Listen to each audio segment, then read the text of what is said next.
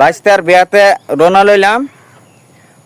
আর লগে দুই বাইশটা আছে, তো দুইজনে এক কালার পাঞ্জাবি পরন, কোনটা জামাই এনে কি ফেসি লাগে কিনা।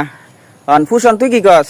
আমিও যাইতেছি বড় ভাইয়ের বিয়া দিই, কেউ যদি পায়লাই শাড়ি টাইলি আসতে যদি তার আমরা কপাল যদি লাগতে পারে। এই নেট করে যাইতেছস? আর তোর কি নেট? আমি যাইতেছি, সবার যে নিয়ত আমার তো এই নিয়ত। তোর কি নেট? আমার নিয়ত আর কি, বউ ছাড়া আর কি থাকবো। আচ্ছা ঠিক আছে, স্টেপ বাই স্টেপ পাইবেন, আমরা যাচ্ছি। রওনা নিলাম।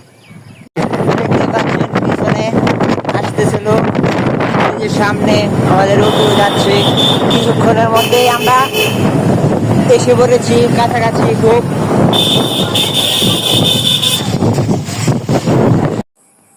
অবশেষে অনেক কষ্টের পর চলে আসলাম বাড়ির কাছাকাছি। এই ব্রিজের পরেই বাড়ি চলে আসছি।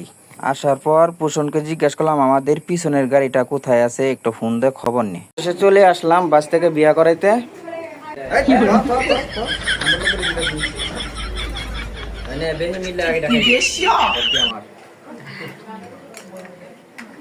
খাওয়ার পর শুভ কাজটা সেরে ফেললাম, সকলেই দোয়া করবেন।